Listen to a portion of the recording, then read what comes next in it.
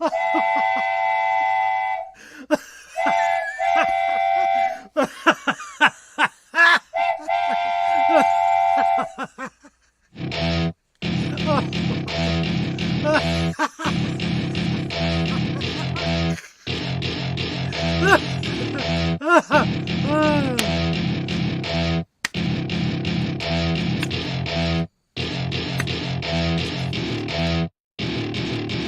to my party, we're just getting started. A life is a dream or a nightmare scarring. Hand me a drink cause I think I'm going all in. Get me a shrink who can catch me when I'm falling. Cover up my scars, flip the handlebars. Crashing in my car, wake up in a bar. I'll be a superstar, just on my avatar. This world is so bizarre, empty out the reservoir. Yeah, I'm taking 6 shots, yeah, straight to the face. And I wanna get lost, I'm sick of this place.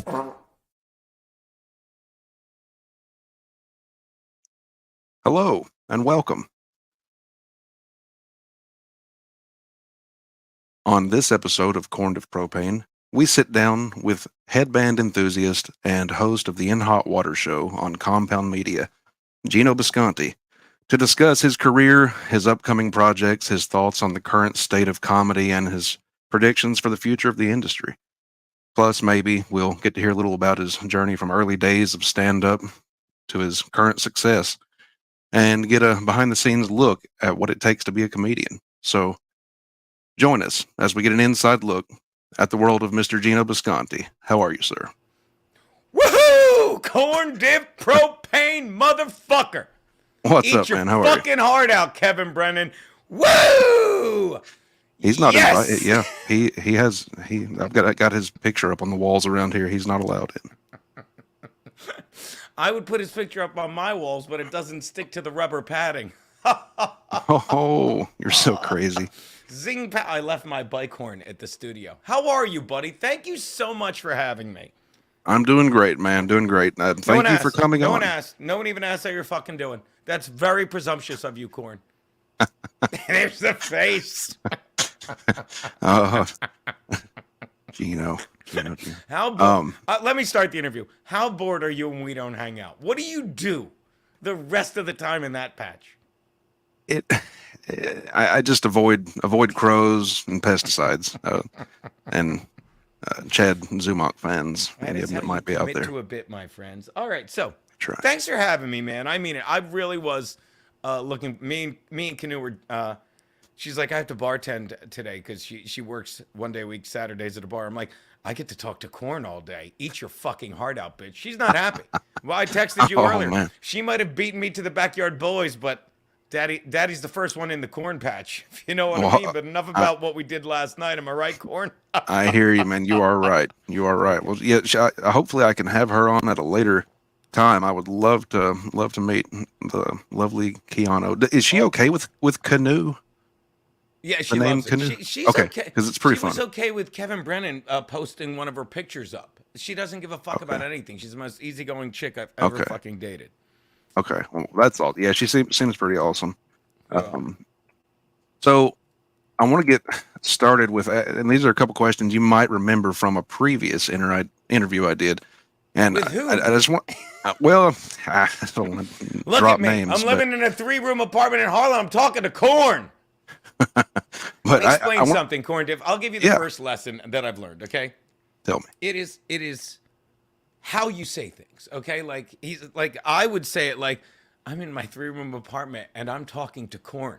Do you understand? That's the difference between how someone with gratitude says it and someone who fucking makes up being beaten by his stepdad because he's a piece of shit who needs ATT and TION people to look at him. So I will say this: I'm talking to Corn, bitch.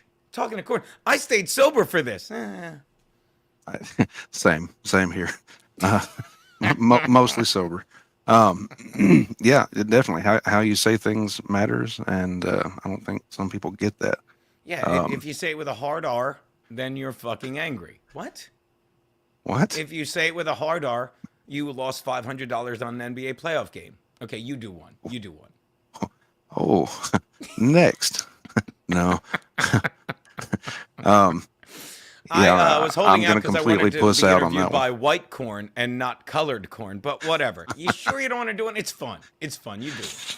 Not yet. I'm sure maybe I'll lean into that later, but You in wouldn't my get career. canceled for being racist corn. You'll thank me someday. You'll thank me someday.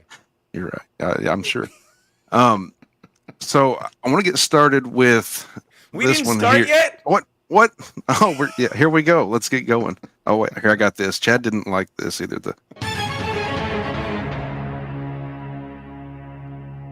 It's the getting started music. So Can I say my favorite part of the CORNdiff interview, then I'll stop interviewing you? please. When Chad didn't get basic numbers. On a scale of 1 to 10, 1. And then Chad, you understand how this works. I believe that he's getting educated by an ear of corn. Chad, you understand how numbers work. And not big ones either, Chad. Like 1 through 10. These are not difficult numbers we're doing. We're not doing the new core math. All right. Right. I think it was when I got to Kumia, and he rated him very highly, and it confused me. And I was like, he doesn't get what's going on here, the numbers. But normally he's whip smart. Go on. He is. So, Gino, these are those questions. What motivates you to get up in the morning? What drives you? I will say this: your mom drives me home every morning, Corn. Hey-o. You get it? I'm calling his mother a whore.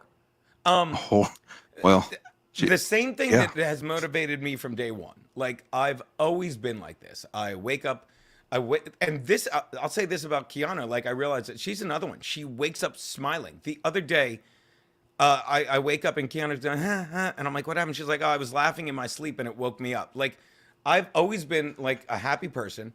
And this is what people need to get about me. I'm the same person on stage as I am off stage. It's not an act. It's not pro wrestling bullshit. It's like, I've always liked making people laugh. And that's why I do it. Like, the first time I was ever asked to do stand up, not asked to do, but like there's times I look at comedians and I say, whoever told you were funny? And I'm not going to say I'm talking about Ray DeVito, but everyone else knows I am. So I look at these people and I say, who the fuck ever told them to get on stage? And the first time someone said, you're funny, you should do stand up, because I said I could never be funny on purpose. You know, like I could never write.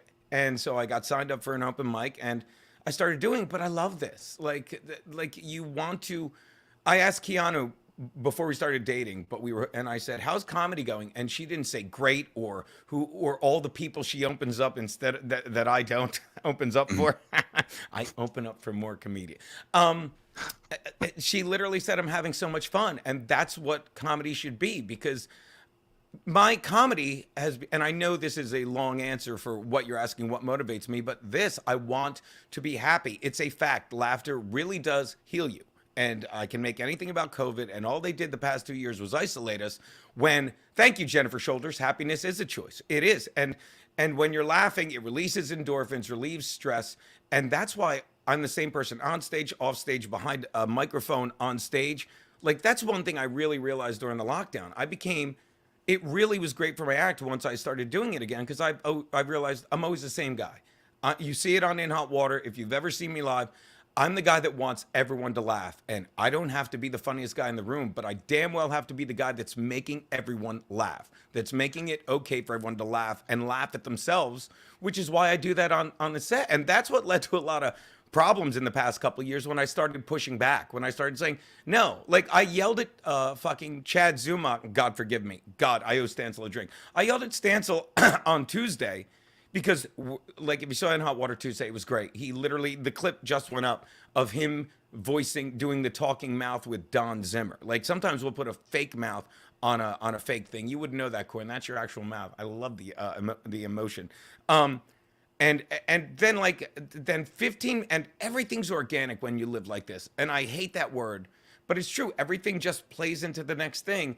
And the whole reason we were doing Don Zimmer on Tuesday is because Monday I did Hughesy's podcast and I yelled at Stevie Lou for like just doing pro wrestling shit. And like I said, if Kevin Brennan ever ran at me in real life, I would Don Zimmer him, and by that I mean I would just lay him to the ground and say, I'm not hitting a 65-year-old brittle closeted homosexual. So, and he goes, well, you would actually Pedro Martinez him and just fucking ruin the motion, the flow of the show, and I got mad, and then the next day we became a whole discussion on In Hot Water, and it's going great, and then out of the blue, Stancil goes, shut up, and I go, you don't say shut up. That's the one thing you don't say, because that's In Hot Water. It's like just everyone. I ask you to do the easiest thing. I ask everyone who sits at the desks with me, Garrett and Steve are great at it. I say, just be funnier than me. I can't give you an easier task. I can't make it an easier job. And when he did that, we went out for a drink afterwards. I'm like, I'm yelling at you on the show to pay you the compliment that you're fucking funny. And you don't have to suddenly say, well, it's been an hour 15 and now I don't know if I can still be funny. So let me just be a pro wrestler and say shit. We're not doing that. I have too much respect for you, how good you are on my show.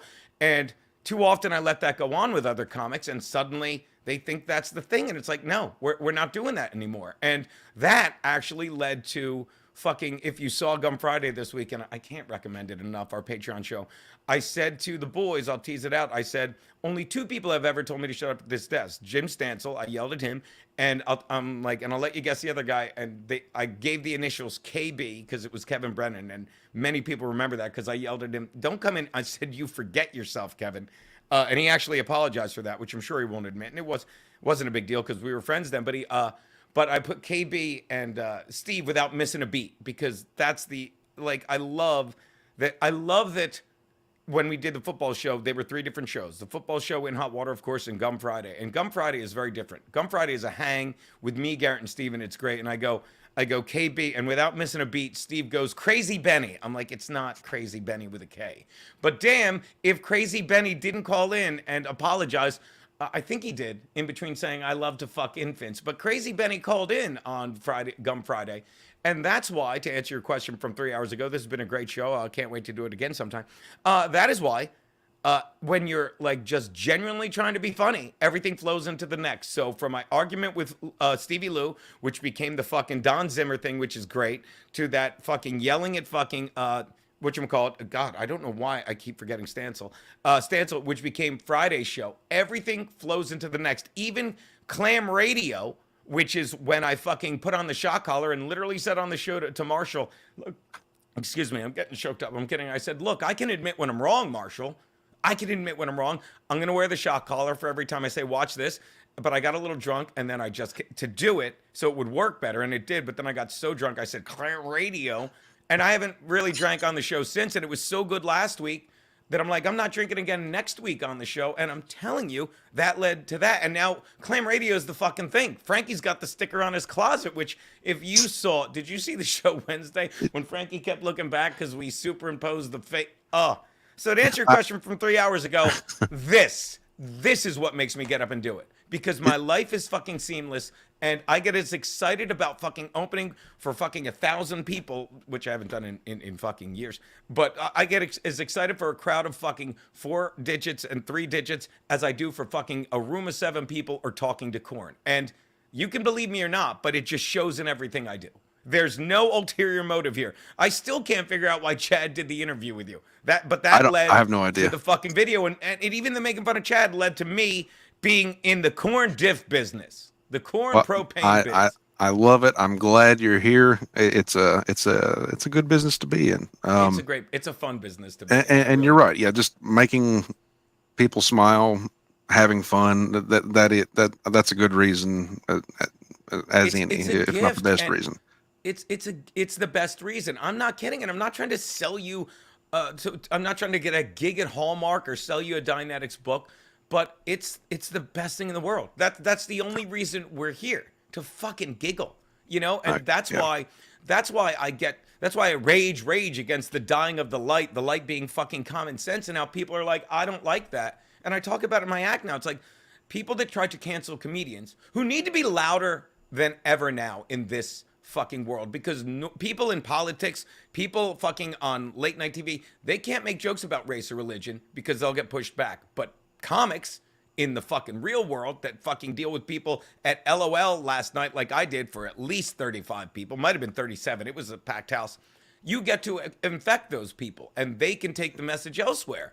you know, and I'm telling you, like, when I get on the air and say, you got to subscribe, and fucking people say, I am subscribed, stop saying that. No, you fucking start saying that. You fucking start telling people, I watch Compound Media, and you need to Spread the subscribe. word. Don't fucking be the people in Reddit. Well, I shit on you. We get it. I read the Reddit, and I fucking masturbate to it more than I do Korn's wife, mother, who drove me home. I do.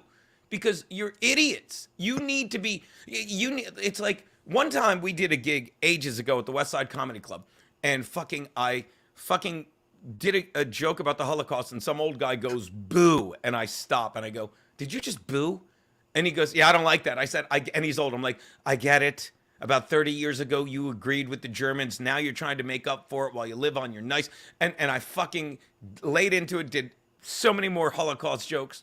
And by the end of the set, half the crowd was applauding. And I'm not kidding. Half the crowd was booing like fucking crazy. And then Berg went up after me and he got everyone laughing again. And he goes, they didn't boo me. And I yelled, why not? Why didn't they boo you? Did you kiss everyone's ass? Did you make everyone like you? Did you say what they wanted to hear and not what they needed to hear? Suck a dick. Sit down, Quad Father. Oh, he is. Oh, he's a good guy. He's a great guy. I'm just angry at him because he yeah. had Keanu on before me. I'm kidding. Backyard Boys Steel Toe this week. I watched it. So is that where Clam Radio came from? You slurred your speech? Dude, if you haven't seen the clip yet. I have not. So I made a note, and I'm going to go back and watch Watch this. this. What do you live in, a corn patch? Oh, yeah. Yeah, I do. Shots fired. It's okay. It was, long story short, I did the shock collar thing on Wednesday's show. Not this past Wednesday, but 2 weeks ago. And I got so drunk. We had Frankie on, and we were playing around with him. And, you know, he does ham radio. And then Marshall Beaupre, who does so much artwork for us, as does, of course, Matt Miller, who's our art guy for all the merch. He goes, they show a clam radio. And I'm like, and I'm so drunk, I can't say clam. I'm like, Frankie, can you get me on clam radio? And I can't even say it like I did. Because if you say it sober, if you say it sober, you're trying to slow it down. But when you're as drunk as I was at my desk, I couldn't get it out. So it's like... And the next day, I didn't run from it. It became the whole show Thursday, and it was great. It's like, yeah, now I'm not drinking for a while. Okay, yeah, I got to go back and watch that. That's good to know. I'm glad I'm. If you, I'll send you the clip, but it's insanely stupid. It's insanely stupid. I love insanely. Oh, by the way, I'm so busy. Forgive me for being on my phone. I want to go to your Twitter and fucking retweet that. I didn't retweet the link because I'm a bad friend. So go on. I'm listening, but I want to retweet this. Go on, buddy. Actually, I can do it right on my fucking laptop. I'm so dumb. There you go. Man, there you go. Look at you, technology. I figured it buddy. I out. You're leagues ahead of Kevin Brennan with the technology. So yeah, you're doing great. I'm not. I'm not. That's like a chat with Kevin Brennan once, trying to figure out when we were friends, and I was trying to figure out who the fuck. MLC, excuse me, Misery Clips was. I'm like, this guy's saying shit about me. He's like, I don't know who he is. He's like, I don't know how to cancel shit. That's why he does my clips. And I said the same thing. Like, let me tell you, I've never accused him of trying to cancel me or vice versa, because even if we wanted to, we're fucking stupid old men. We don't fucking know how. Do you understand? So go on. I'm sorry, buddy. All right. So the next question is, are there any bridges that you've burned in your career that you would unburn if given the chance? No, because as I say it, and you can say I'm full of shit, but I'm trying to think of bridges I've burned, but I'm just always like this. And I say this at my desk all the time, and I say it in real life. We're not, I'm retweeting it right now. We're the sum of everything that put us, you in this corn patch right now, me in this fucking, in my chair behind the, if you saw this setup, you'd fucking laugh at me.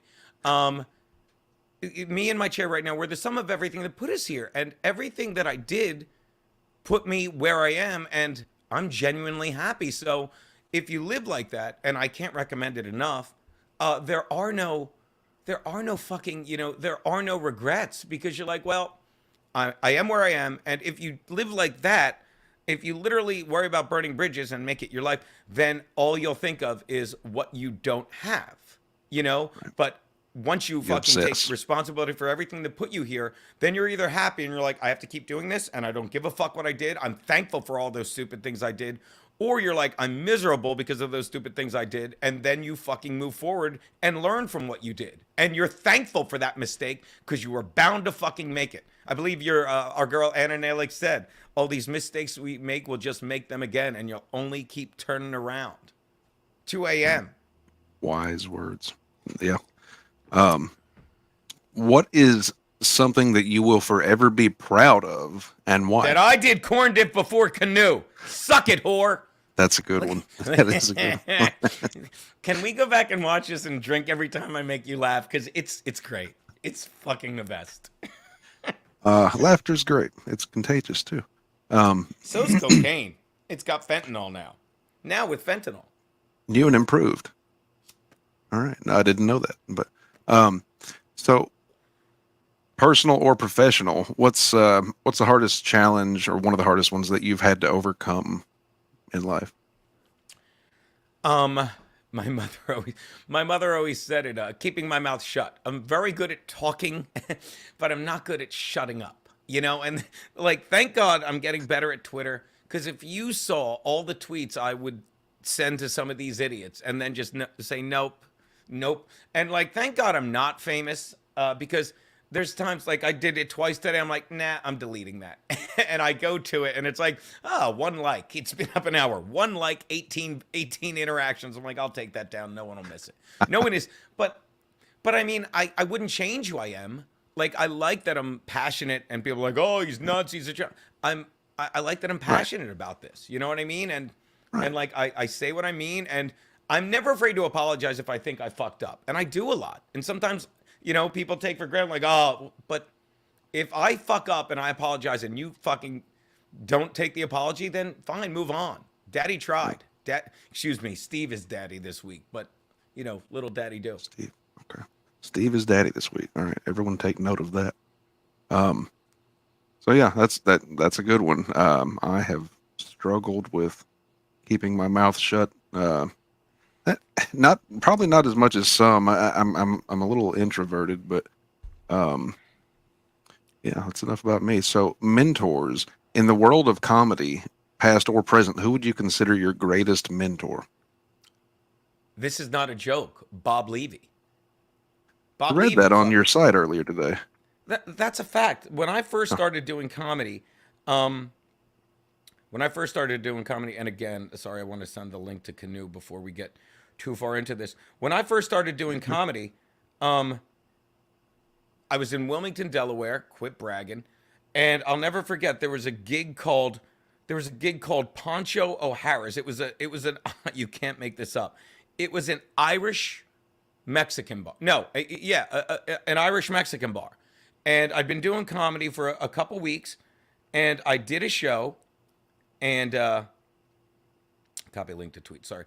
And I did a show there, and Bob Levy shows up, and I think Florentine was the feature. And I do my fucking dog and pony horse shit. You can imagine I'm 6 months in, and I don't mean 6 months in New York City, where you're getting on stage 3-4 times a night or just hanging out around funny people and talking comedy.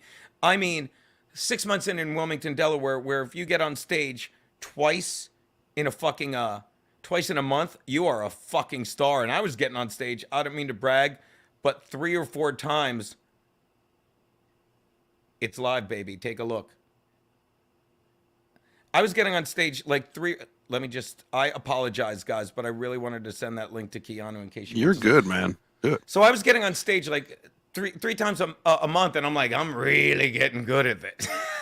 So I do ponchos with Levy, and he goes, hey, how long you been doing? I'm like, 6 months. He's like, that's great for 6 months. He's like, keep at it. If you're still doing it a little bit, maybe we'll do some shows together. Like, I don't know, 3, 4, 6 months later, whatever. I do ponchos again. He's there, and he starts taking me on the road with him, you know? And we go all over. We do Canada, and fast forward to now, he was like, there were times like we have so many road stories, you know, and it's great. And I'm sure I'll do road stories soon. I'll reach out, but I'm sure I'll do road stories on the Shuli Network, which is fucking fantastic. I mean, now they're struggling through nobodies like Colin Quinn and Jim Florentine, and it's so fucking great. But Fast forward to now, that's why I fight with Bob. You know, I fight with Bob because we're friends. And that's why everyone's like, Gino's fighting with Stevie Lou. No, this is how I am. And if you piss me off, I'm not going to let it go anymore. I'm going to be like, no. And then we'll talk it out like men and we'll go from there. You know, Bob had a meltdown yesterday on, what was it, the BS show at me because I'm putting fucking messages in the tweet. And I just want to yell at him, Bob, you're not allowed to say only put nice things in the tweet in the live chat. Like, I'm getting like great things here and shit here, and I love it. I love them all, you know, but you're not allowed to be like, well, I love when people give me $100 super chats and say nice things, but if you say something mean about me, you got to stop. Now, if you don't mind, can you let Kevin Brennan shit on you for another hour and speak lies and don't say anything back? Sit there and take. No, you're not allowed to do that. And like, even Bob knows that. Like, that's why we laugh about it now. But that's why. But he is easily my biggest mentor.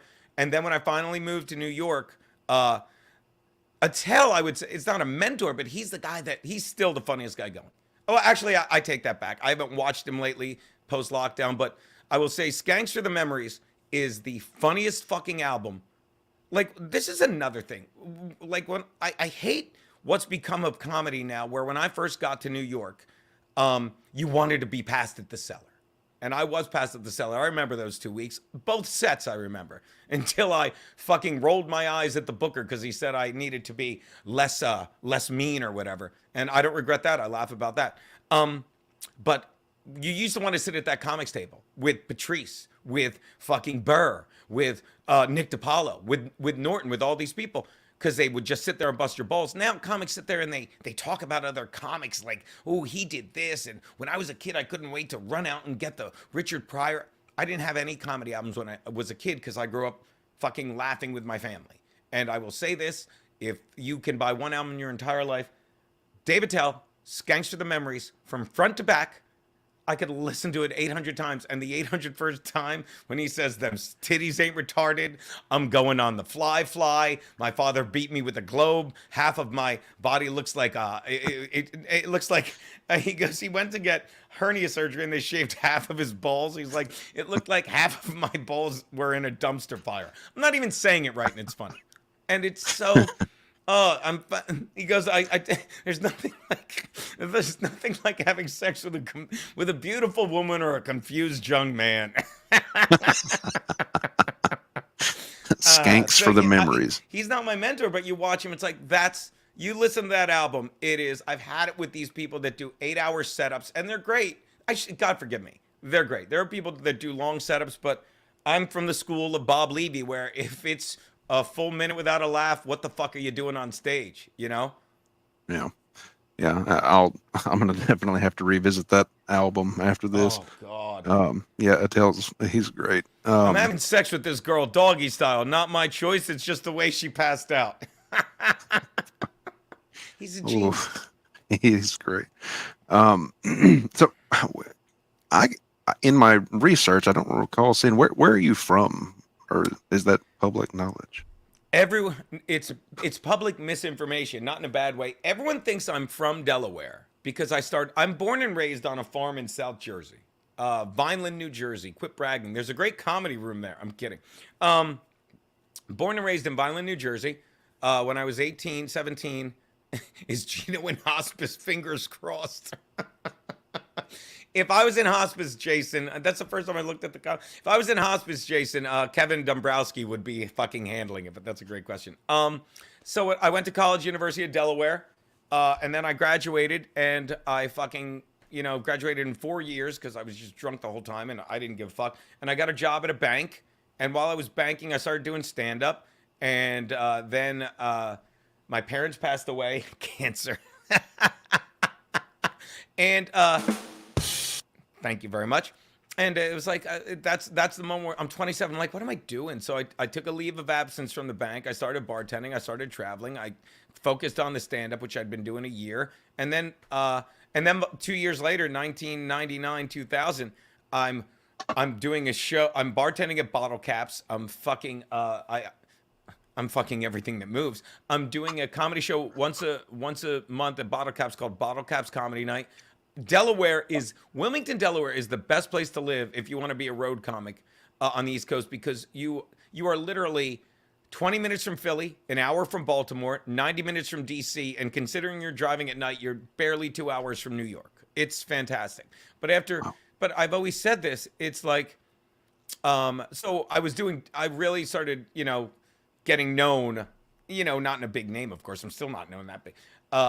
In Delaware, that's why people think I'm from there. But by 2000, I'm like, look, I've always said this since I moved up here. When someone's like, yeah, I fucking came from Nebraska or I lived in Texas. And I'm like, that's a big move, And they're like, well, you did the same thing. I'm like, I put everything I owned in a VW Golf, drove an hour 45 up the turnpike, slept on a couch till I found a place and started telling jokes. Because that's why Philly can't be a great comedy scene. It's a good comedy scene, but it'll always just be the little bastard son of New York. Boston, they think they're better than they are. No, I can't wait because they're like, you're not New York. You're not. It's a great comedy scene, but there's as much as fucking it's gotten infected by wokeness. New York is still the place. If you want to be a comedian, you live in New York. If you want to be an actor, you live in LA. I would imagine, but there's no getting around that. So that's why people think I'm from Delaware, but I'm actually born and raised on a farm in South Jersey. South Jersey. Do you have a favorite area, or have you pretty much stayed in the same area?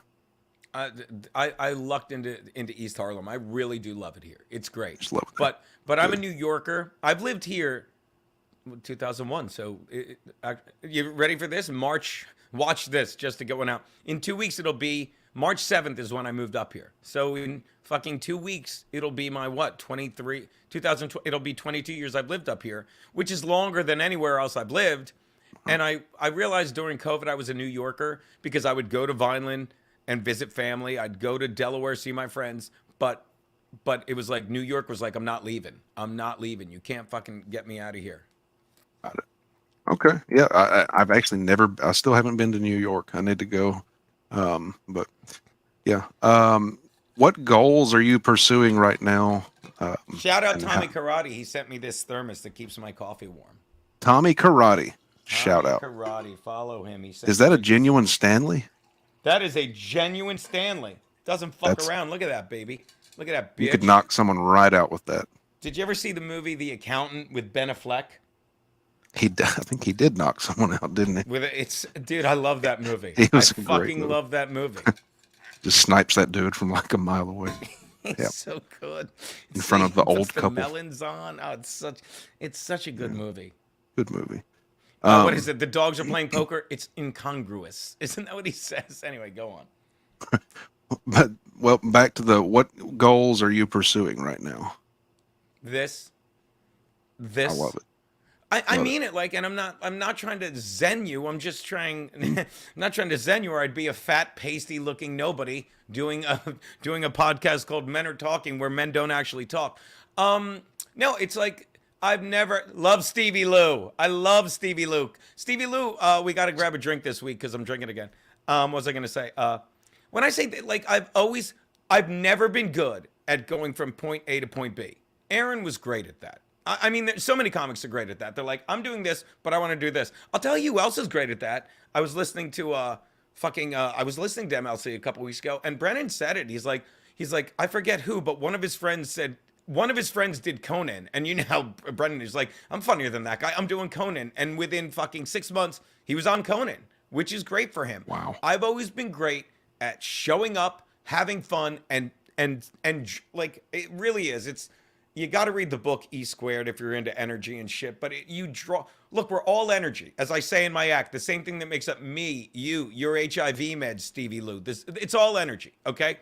And the same energy you give out, you get back. So when people wake up miserable and living in lack, the universe makes sure that the next day they will be miserable and wake up living in lack and lacking things. But when you wake up with gratitude, saying thank you for this, the universe sends you more shit to be thankful for. It does. And if this clicks with your brain, God bless you. If it doesn't, I'm sorry, but there's so many ways to live. But and with all this shit, the boss is moving. What's going to happen to the studio?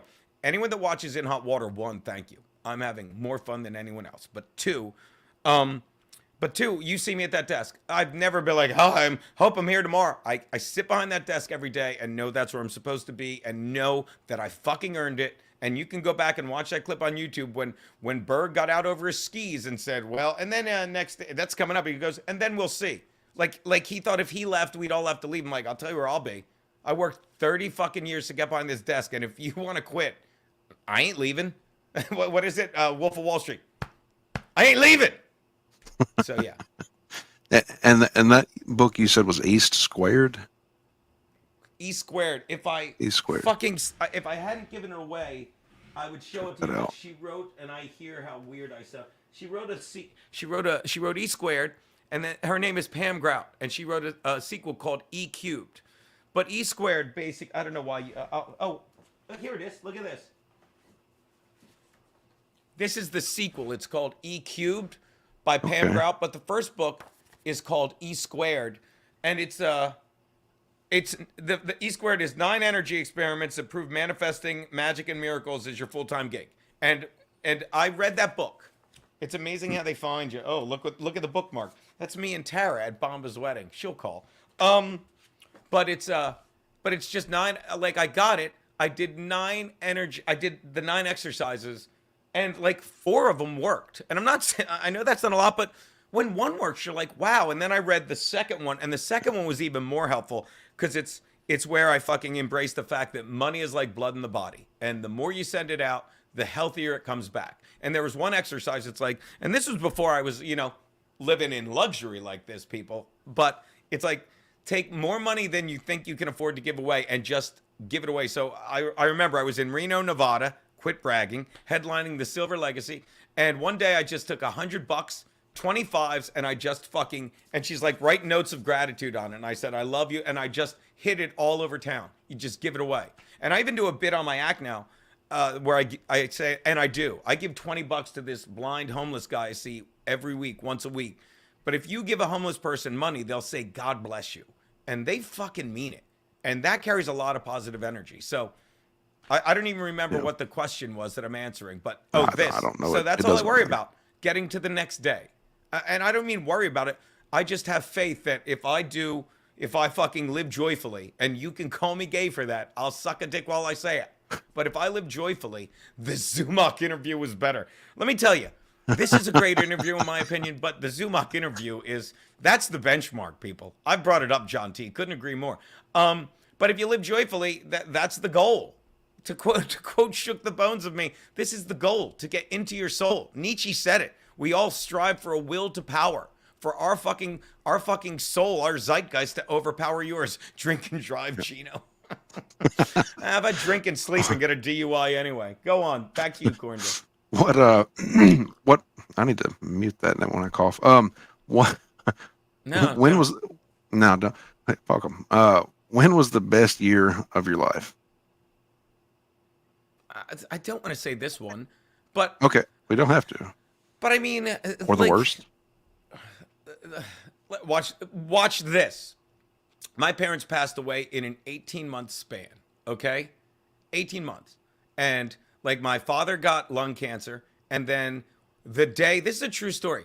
The day I was driving to the hospital to take my father out of the hospital because we were taking him home to die in hospice, I was driving my mother there because she had leukemia. This is a true story. I put my mother in the car, drove her to the hospital, left her there, took my father home. And that was the worst 18 months of my life, and in hindsight, the best 18 months of my life, because you realize that you look back and you're like, so many people live their life. They're like, I'm just going to do this job, make my money, and retire. My mother died a year after she retired from teaching.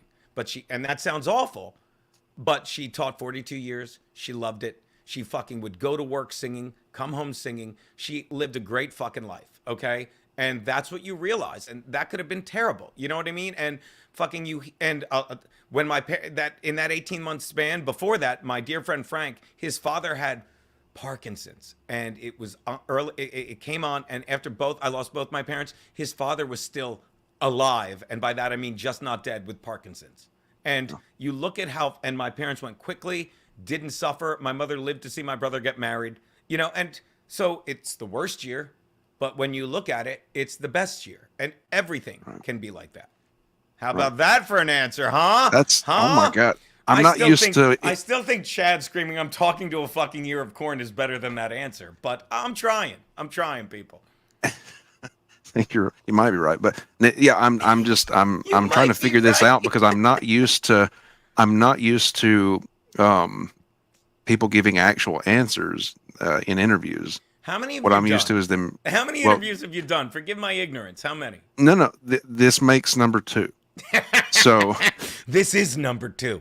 this is number 2. Yeah. So It's a poop joke. I need some sound effects for that.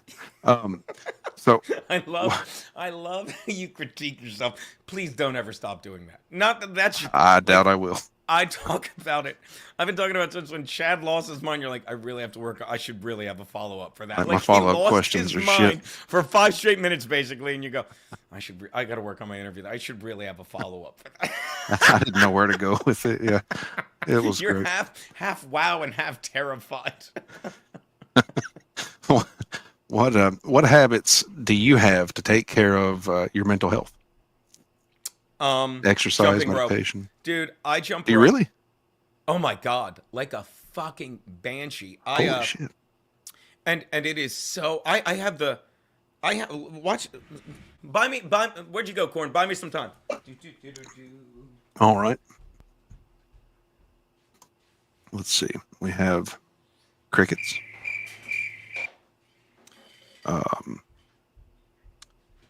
Not sure. I can do a show What and I tell missed? of like different I backgrounds. started jumping not rope. a lot. I don't know why I had to get these because I guess because I can.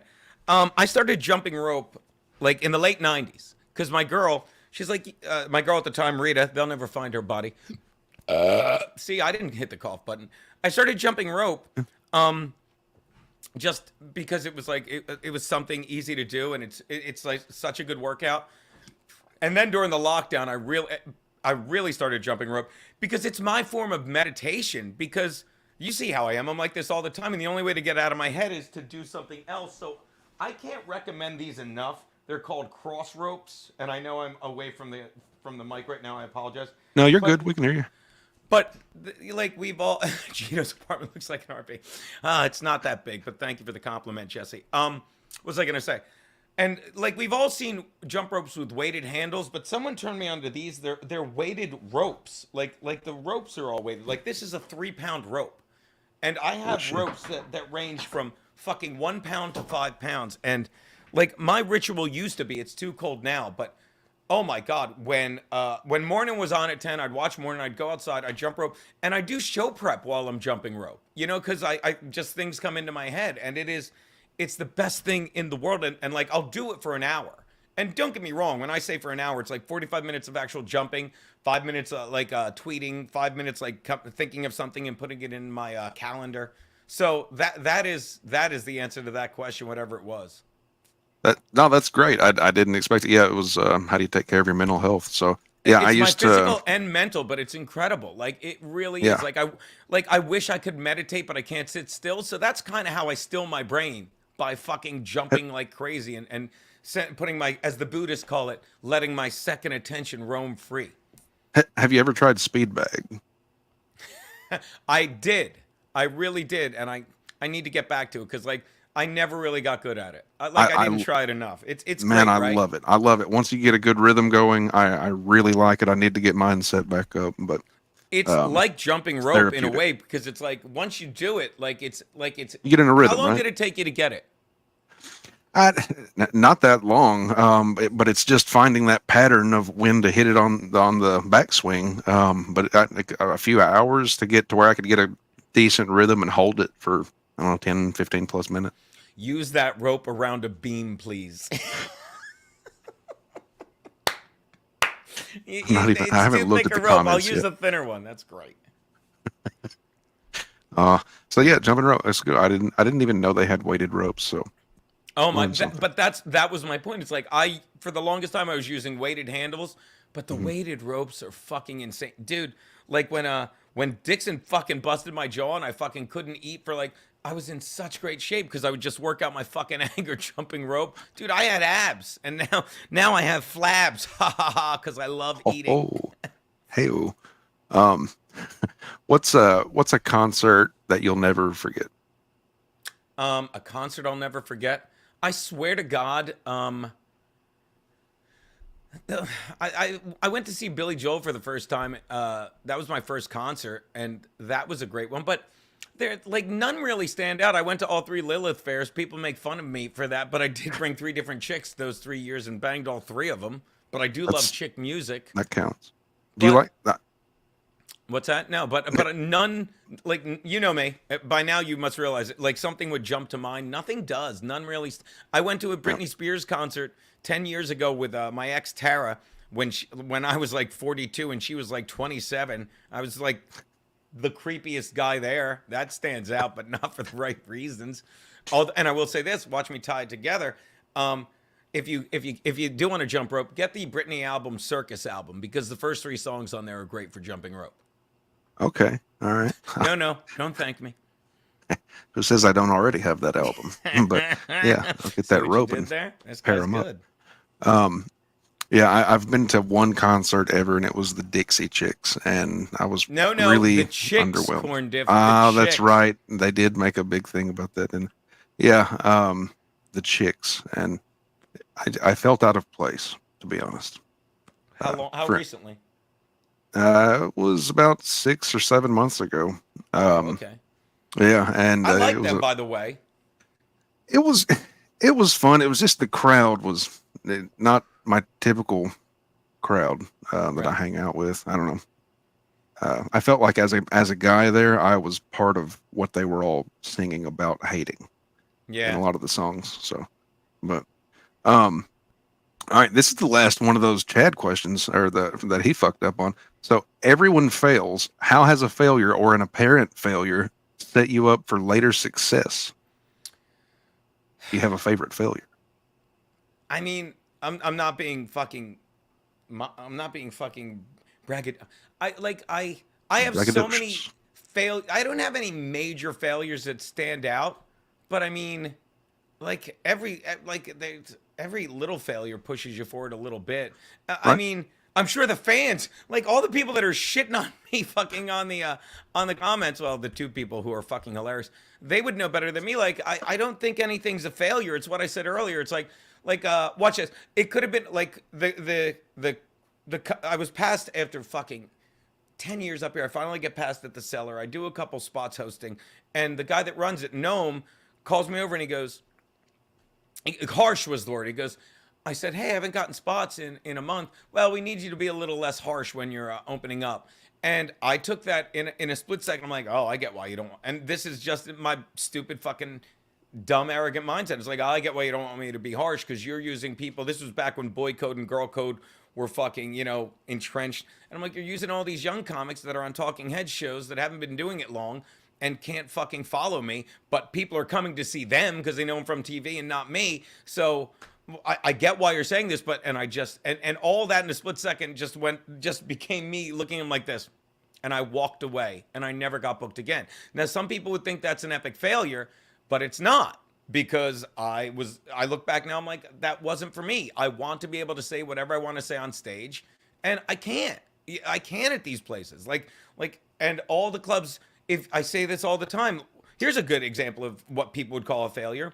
If you had told me that I worked if you told me in 2018, or 2019, a year before whatever that COVID was, I know you're passing all these clubs now, but if I told you in a year, all of these clubs you work to get into wouldn't be booking you because you're not vaccinated, I would think that's a failure. And now in hindsight, it's like, thank God I'm not vaccinated. I say to my act now, I don't care if you're gay or normal, black or human, vaccinated or going to be alive in 2 years. I don't care, because everything drove me to realize I love my act and I would never want to compromise it. I say it about fucking being behind a paywall when people are like, oh, what?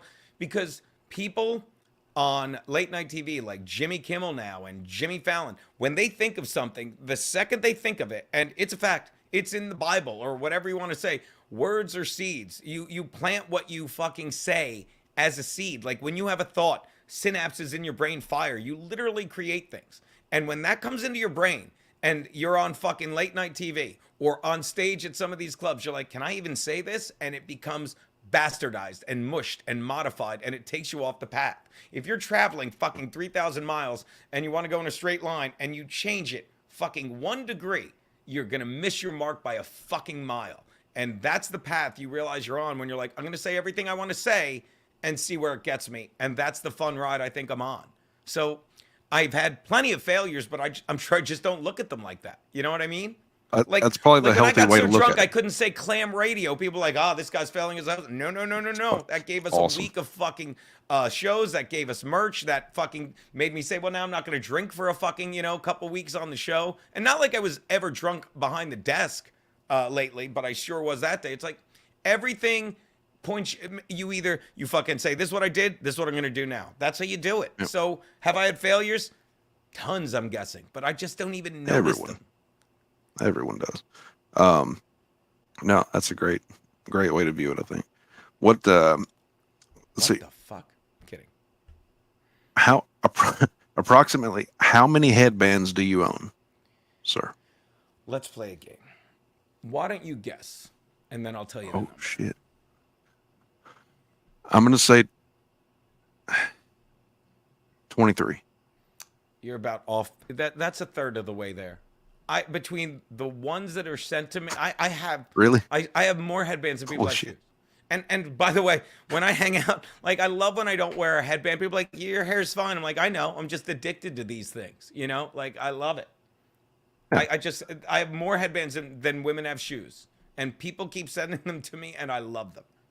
Hey, I wish I could wear a headband. I don't have the circumference needed to hold it up, though. But You could wear like a wristband as a headband.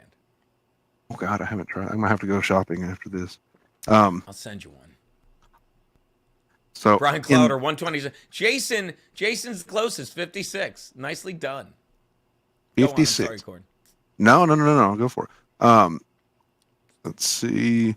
So TK Suso, go to my I've been wearing the headband now, so my head's doing that thing. If you want to see me with no headband, he doesn't. He's been go to my Instagram. It's Geno Bisconte, GenoBisconte. I did an Insta Live yesterday.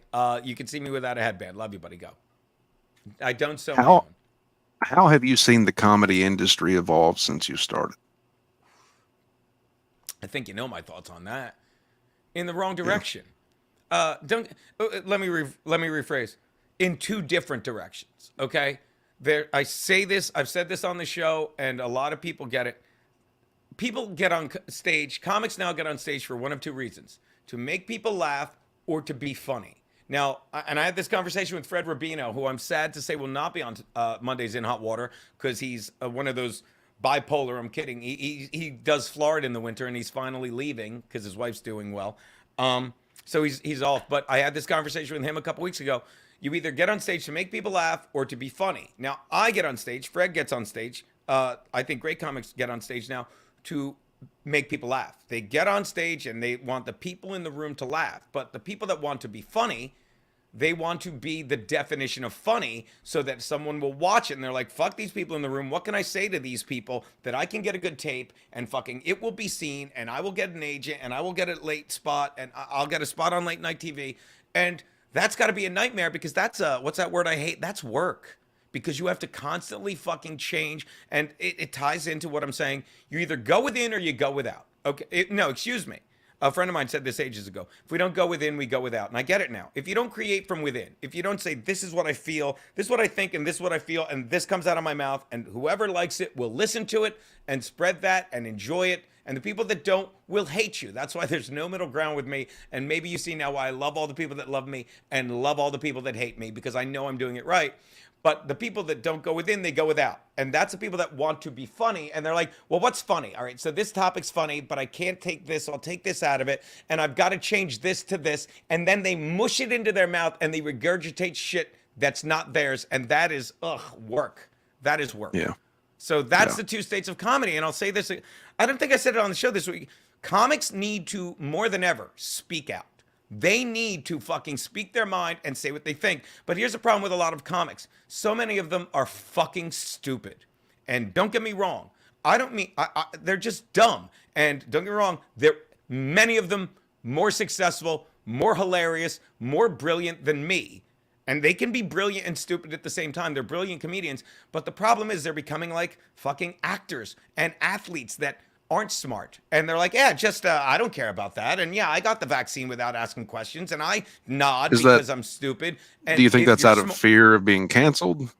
well, that's one, it's fear of being canceled. They're just not smart enough to ask questions. They're more worried about what they can get than what they need to do to help people fucking be what we've been talking about for the past fucking hour. Happy, joyful, grateful. And they're like, that's Brennan's problem. He's 10, I'll say he's 10 times funnier than his brother, but you can't multiply by 0. Brennan's fantastic, but his brother's making all the money and that broke him. And that's why if you give Kevin Brennan 4 bags of gold, he'll drop them and look at someone else and go, why did he get half a bag of gold? We just gave you, why did he get half a bag of gold? Because he's so fixated on what other people are getting. And that ruins a man. Yeah. Like, to quote Sheryl Crow, it's not having what you want, it's wanting what you've got. There you go. Yep. Good words. No, yeah, I definitely agree. And you got to be happy with what you have. It's a nightmare not. Do you think there should be any topics that should be considered off limits? No. None. Okay. I agree. Like, that's when people are like, oh, Gino just says joke. Just when people are like, Gino just says that to shock people. I don't. And when, like, if you say something, there's never been a time when I'm like, fuck you, I don't want to talk about it. Like, I will discuss any and everything I say on stage. I want to have that discussion, you know? It's literally when people shout at me about the COVID, I'm like, look, I don't care what you think. I'm not vaccinated. You need to prove what I'm telling you is wrong.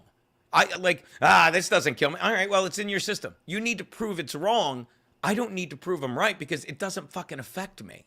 You know, that's the conversations people need to be having. I did get that from Lilith Fair, Gina. How do you handle hecklers at your show?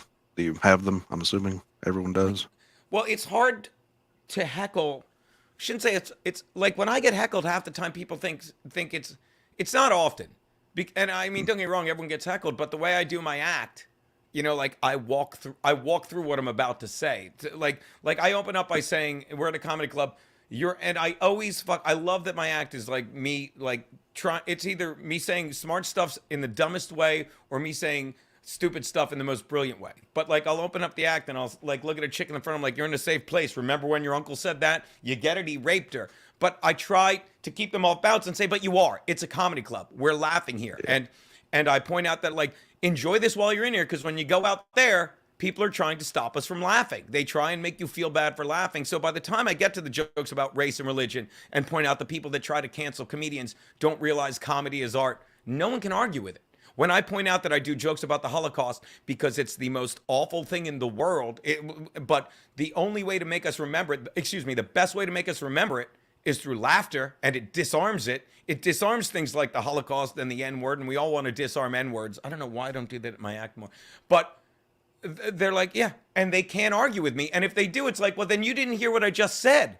And I don't even have to fucking make jokes. I'm like, I just explained why. People that try to cancel comedians don't realize it's art. I say this, like, next time you're in a museum and someone's looking at, like, say, the Mona Lisa or Starry Night, like, next time you're at the MoMA and someone's looking at Starry Night, walk up, rip it down, and as they're arresting you, be like, I don't get why I'm being arrested. I hate this. I don't like this, so no one else should be allowed to like it. No one else should see this if I don't want to see it. It's the same thing with comedy. No one else should hear this if I don't want to hear it. Suck a dick. Sit down, Gina. So go on. What do you think will be the biggest change in comedy over the next decade?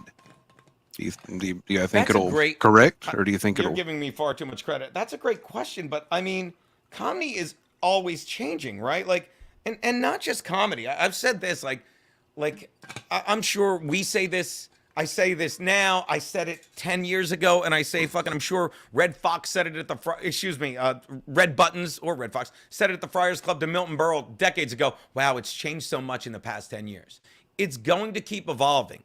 But the one constant of comedy, and I hate to sound fucking redundant and say, is laughter. Like, you have to make people laugh. And like, there's comics, you know, I get it. There's my buddy Steve. He's a prop comic. He's fantastic. But, like, you have to make people laugh however you want to, but I want to make people laugh by not taking himself by not taking serious shit seriously. Like, that's the first time I've said it, but I get it. The Holocaust is bad. Hitting women is wrong. But let's laugh at the men that do it. Let's laugh at the fucking racists that are racist, you know, by poking fun at racism. Like, if you make fun of the Holocaust and laugh with a bunch of Jews or people, if you do that, like, you're fucking laughing in the face of Hitler. You understand? And when you like make fun of cancer, you're laughing in the face of it. And like, I didn't laugh. Oh, good, you won't die. You're gonna live forever because you didn't laugh at cancer. Stop it.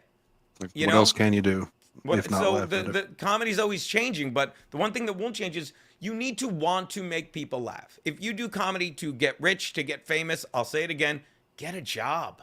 Get a fucking job, because you'll have benefits and you'll be just as fucking miserable. You know? Would that? Well, no, I'm gonna leave that one alone. Why? Wow, it's about someone else. But now, what advice would you give someone who's just starting out in their career and is maybe feeling overwhelmed or discouraged? Have fun with it.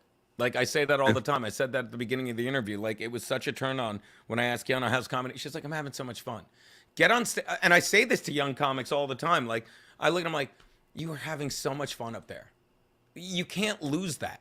You can't ever get on stage and be like Keanu, and we all do this. I'm sorry to bring her up, but she lost her voice 2 days ago, and I say this all the time. Comedians, like, when we're exhausted, we lose our voice because we can be exhausted, we can be sick, we can be run down, and we get on stage, and it is just fucking pure fucking energy you feel with the crowd, and you feel amazing afterwards. It's a drug. But when you're really run down, your body is so smart, your voice goes, and your body's like, I'm gonna shut you down right now.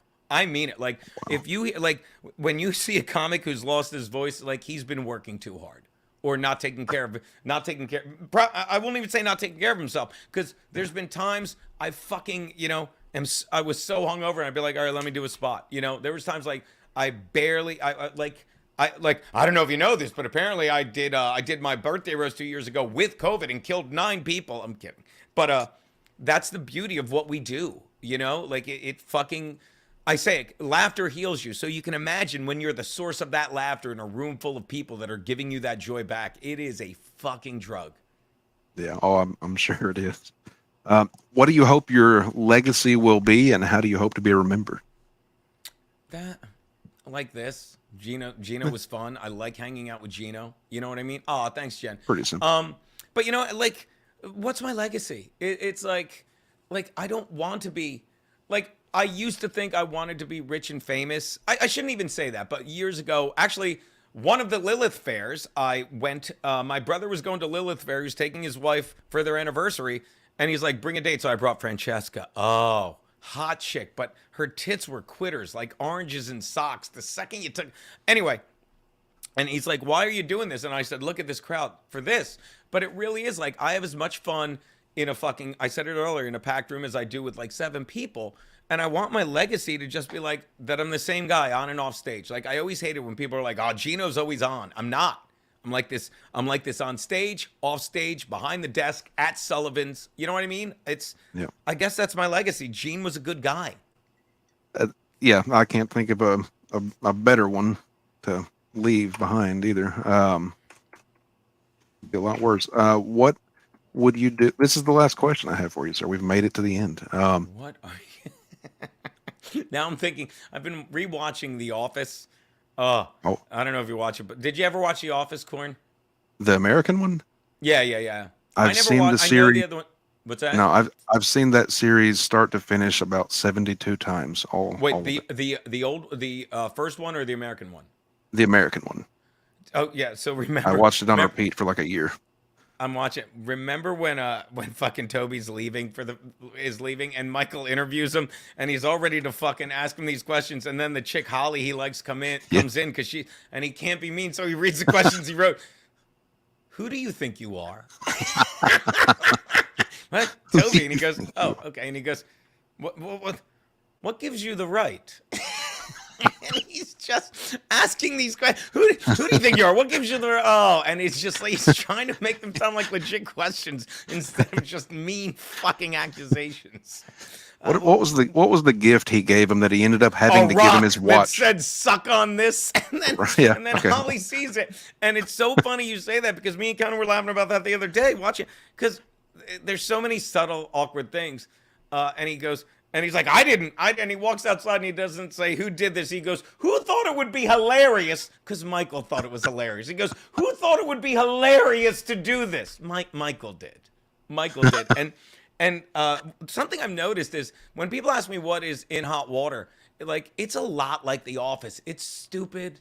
Like we do awkward shit. It's that. And God forgive me, I'm not. It is not The Office. The Office is insanely funny, but it's that kind of feel, you know. And I'm realizing, what's his name? God forgive me. What's his name? Obviously, Steve. Steve Carell. watches The Office a lot because I brought up two random fucking things like this with him. Now that I'm watching it fresh, and he remembers it. Oh, he remembers it. He's all over it. That's Steve Conti. Yeah. I'm sorry. Yeah. Okay. So, yeah, I love that show. I actually haven't watched it in a little while, but I'm gonna have to check that one out again too. I'm actually I don't know why I took a break from it or just fell out of it, but I'm watching Family Guy again. Like I haven't watched the last 3 seasons. Obviously, stupid fucking funny. You see me quote it and reference it all the time. Go on. I'm sorry. Lately, I've been going through Married with Children. I'm on season 3. Never watched it. Never. I know it's hilarious, but it was on when I was in college, and I wasn't watching TV when I was in college. Got it. But Perfect Strangers. No. Never. I'll tell you something else I don't watch, and I know it's hilarious. I've seen, like, whenever I watch it, I don't watch South Park, and I know it's brilliant, and I know it's hilarious, but I don't watch it. Yeah, I like binge watching it. Like if a whole season's released, I would plow through that, but Yeah. can't keep up with them as they go. So, last question: what would you do? What would you do if you could be invisible for a day? Jesus Christ, that's a great question. Take your time. What would you do, CORNdiff? I'm stalling, of course. Well, in the field, I sometimes feel invisible. What would I do? I would Jesus Christ. You know what? For now, and I'd go into the White House and listen to what they're really saying to fucking Joe Biden, because he's an actual leader of corn. Not that you're not. No disrespect. I would love to hear what they're saying. I would love to hear what his wife is saying to him. I would love to hear what they're saying to that fucking press secretary who got the job. If you asked me to describe her in 10 words, I wouldn't even get to a word that began with N, because she's so insultingly fucking stupid and just a just fucking bastion for everything that's wrong with this country. You don't have to be talented, just be a gay, black, surviving lesbian. That's redundant. It's like and the thing with her is, I said it, like Jen Psaki, who I think just got a job on a news channel, like we hated her, but now I get it. Like when Jen Psaki gave you an answer, you could tell she was being a smart ass, and she's like, look, you know the answer, right? But they're like, we have to get rid of her because she's blowing this. So they got fucking that black chick. And it's like, she's so dumb, she'll believe everything we tell her to say. So she really sells it like the dummy she is, and you're not allowed to question her. All she does is ape what she is told to say. Ape means mimic. It's got 2 M's, not 2 G's, so don't bitch at me. Go on. That's it. That's perfect. Yeah, you would shadow the Biden administration. Yes, I would shadow. That's a good one. Yeah. Well, Gino, I can't thank you enough for coming on today and being a part of this. I had an amazing time on your show in hot water. You'll be back soon. You know that. We love having you on. You're great. Yeah, And I can't give you a better compliment than you saw it when I told Fred. I'm like, we're talking to Corn Day. He's like, you're fucking with me. I'm like, no, buddy. We got the corn. We got to the bottom of this. I love it. That's awesome. Well, Gino, do you have anything you want to plug? Everyone in here knows who I am. All 7. I'm kidding. I believe so. But yeah, Geno Bisconte. Go to my website. If you Google, this is what I love to say. If you Google Geno Bisconte comedian, no matter how you spell it, if you put Geno Bisconte comedian, and I know that's hard for some of these people to believe, everything you need to know about me comes up. Everything. But catch me on, again, if you're subscribed to Compound Media, thank you. If you are, tell other people, because it's the last place we can say what the fuck we want to, okay? And if you think we're trying to cancel anyone, you're insane, because the more shit that's out there, the better we look. And we're certainly not trying to cancel anyone who fucking takes their shit down immediately and scrubs it for anything. I can't believe the shit Kevin Brennan texted me about Leslie Jones. Anyway, yeah. So again, if you're one of those people in the Reddit stream going like, oh, stop telling me to subscribe when I'm watching you, tell other people, you fucking faggot. Why don't you get off your fucking laptop and stop bitching about shit you can't control? Serenity now! And start fucking spreading the word. Okay? There you go. There you have it, everyone. Spread the word.